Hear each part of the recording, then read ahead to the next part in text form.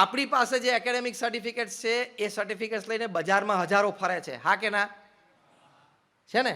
કારણ કે આજે તો ગલીએ ગલીએ કોલેજ અને યુનિવર્સિટી છે. Every street has a university. એટલે કે ઘણી બધી કોલેજો ફૂટી ગઈ, જેમ પેલા બિલાડીના ટોપ મશરૂ ખીલે ને આમ ચોમાસામાં, એવી રીતે. એટલે સર્ટિફિકેટ તો બધા પાસે હોવાના. 45% હોય એને પણ બી કમ્પ્યુટરમાં પૂનામાં, બેંગ્લોરમાં ને હૈદરાબાદમાં એડમિશન મળી જાય છે. એટલે કે બહુ મોટી વસ્તુ નથી. You will have certificates, you will have jobs, you will have opportunities. પણ એથિકલ વર્કિંગ કર્યું હોય તો you can contribute, you can satisfy your own self. બે વસ્તુ થાય. તમે સમાજને આપી શકો, તમારી જાતને સંતોષ પમાડી શકો. પણ આપણી વિચારધાર શું હોય કે મને ગમી ગયું, મને ફાવી ગયું, મારા ઉપયોગનું છે ને કરી નાખો ને, એવું ના ચાલે. આપણું સ્વાર્થનું હોય ને આપણને લાભદાયી હોય એટલે એમ કરી ન નખાય. એના પ્રોઝ એન્ડ કોન્સ વિચારવા પડે અને ડિગ્નિટી સાથે જીવવાનું. I cannot do anything wrong in my life. એની માટે આપણે આપણા જીવનમાં પોઝિટિવ ચેન્જ લાવવાનો. એ પોઝિટિવ ચેન્જ શું? કોઈ હેબિટ ખોટી હોય તો આપણે સુધારવાનો પ્રયત્ન કરવાનો. કોઈ આપણા એટીટ્યુડ્સ એવા હોય, from egoistic attitudes to envy attitudes, એટલે કે ઈર્ષાના ભાવથી કે અહમના ભાવથી આપણે લોકો સાથે વર્તતા હોઈએ તો એ એટીટ્યુડ્સ પોઝિટિવ બનાવવાના. Helping attitude, collaborating attitude, cooperating attitude, એવા એટીટ્યુડ ઘડવાનો પ્રયત્ન કરો. એની માટે આવા શબ્દો પોતાની જાતને કહેવા પડે, એની માટે એવા સારા પુસ્તકો વાંચવા પડે, એવી સારી મિત્રતા કરવી જોઈએ. તો એ એટીટ્યુડ્સ આપણા ચેન્જ થાય. તો એ આદતો, વિચારો કે અભિગમો which રિફ્લેક્ટ્સ into expressions, personality and character. બહુ જ ચેન્જિંગ વર્લ્ડ છે.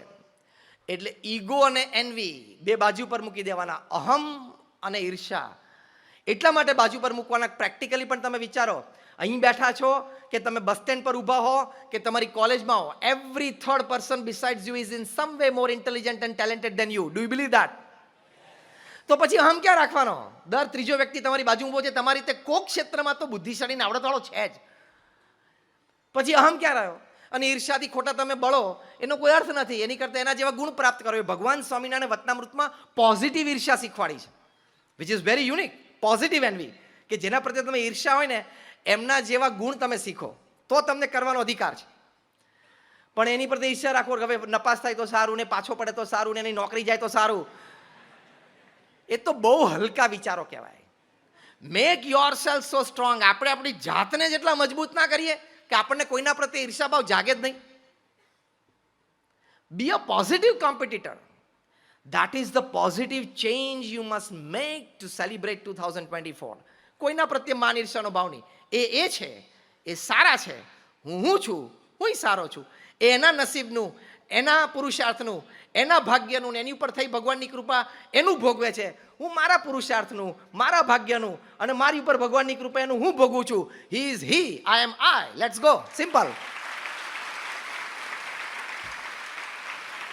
આવો પ્રોફેશનલ એટીટ્યુડ તમે રાખો ને તો ઈર્ષા જતી રહે. તમે નાની વ્યક્તિ પાસેથી પણ પ્રેરણા લઈ શકો. સચિન તેંડુલકર ઇન હિઝ હે ડેઝ, જ્યારે પીક ઉપર હતા ત્યારે ચેન્નાઈમાં એક રેસ્ટોરન્ટમાં રાત્રે જમવા ગયેલા. પેલા વેઇટરને જેને એ ટેબલની સર્વિસ મળેલી એ તો ખુશ થઈ ગયો કે હું તો સચિનનો ફેન છું, આજે સચિનને હું સર્વ કરીશ. 2-3 વખત સર્વ કર્યું અને પ્રેમથી મૂક્યું એટલે એકાદ વખત સચિને પણ એમની સામું જોઈને એમને સ્માઇલ આપીને હેલો હાવ આર યુ પૂછ્યું. એટલે એને આનંદ થયો કે સચિન મારો આઈડોલ, એણે મારી સામું જોયું, વાત કરી. ચોથી પાંચમી સર્વિંગમાં આવ્યો, ચોથા પાંચે હેલ્પિંગમાં આવ્યો એટલે એને એમ હિંમત જાગી કે મારે કંઈક કેટલાય વખતથી કહેવું છે ને તો સચિનને કહું. એટલે એમણે સચિન સામે આમ બેન્ડ થઈને કહ્યું કે sir, I have a small suggestion for your batting. એક હોટલનો waiter he is talking to Sachin Tendulkar, જે ગોડ ઓફ ક્રિકેટ કહેવાય અને જન્મજાત બેટ્સમેન કહેવાય. ભગવાને બહુ જ શાંતિથી એમને ઘડ્યા હોય ને સ્પેશિયલ બેટિંગ માટે એવા. પાકિસ્તાનના આવડા મોટા બોલર વકાર યુનિસને પૂછ્યું કે ડિસ્ક્રાઇબ સચિન ઇન 1 લાઇન. તો વકાર યુનિસ બોલ્યા કે Sachin can hit a glance with a leg stick, with a walking stick to a pace bowler.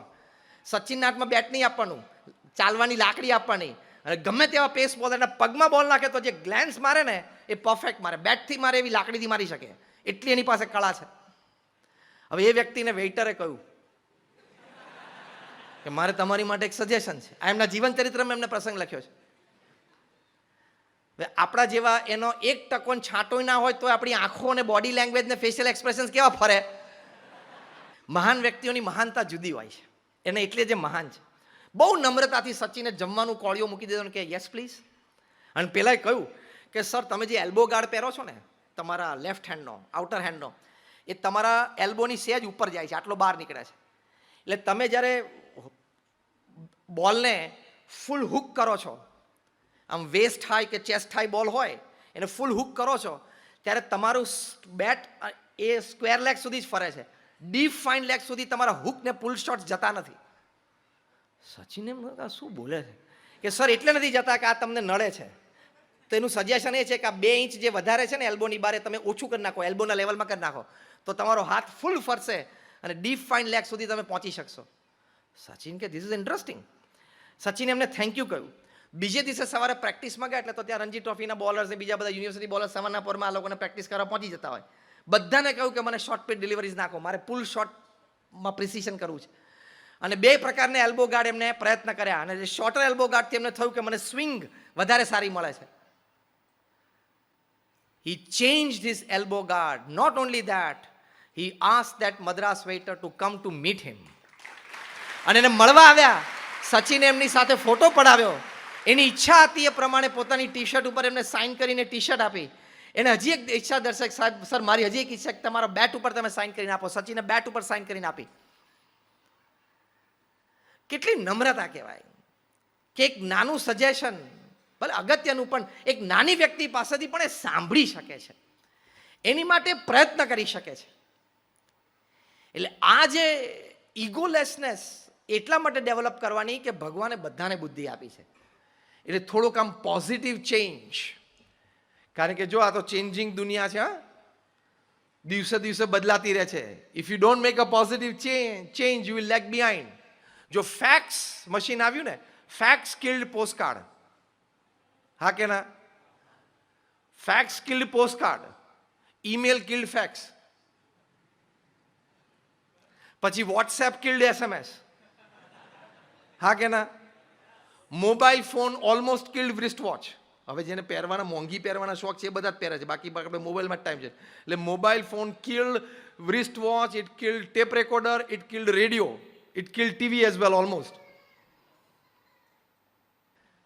પૃથ્વી ઉપર સૌથી જે બુદ્ધિહીન દેખાતો હોય ને એ કંઈક તો કરતો જ હોય. અને દુનિયાના જે ગ્રેટ આઈડિયાઝ છે ને, those ideas which have changed the course of history, 70% of those ideas have come from class 3 and class 4 people. આ IPL નો આઈડિયા ICCમાં મીટિંગ વખતે ક્લાસ 3 એક ક્લર્કને આવેલો છે, 20-20 ઓવરની મેચ કરી નાખો તો ફૂટબોલમાં જેટલા પૈસા છે ને, ફૂટબોલમાં જેટલા સ્ટેડિયમ્સ ભરાય છે ને એટલા ભરાશે. 20-20 ઓવરની મેચ કરો અને કરી તો થયું. IPL today is a $10 billion revenue generating league, દુનિયાની બીજા નંબરની રિચેસ્ટ લીગ બની ગઈ. એ આઈડિયા ICCના ચેરમેનનો નથી, એ આઈડિયા મોટા મોટા બેટ્સમેન ને બોલર્સનો નથી, ICCમાં ઓફિસમાં એક કારકુન તરીકે કામ કરતી વ્યક્તિનો આઈડિયા છે. એટલે કોઈ અહમ નહીં રાખવાનો કે આઈ એમ MBA, I M a BMac, I M a B computer, I M pharmacist, all the great ideas of the world can come to me only. એવું કોઈ અહમ નહીં રાખવાનો.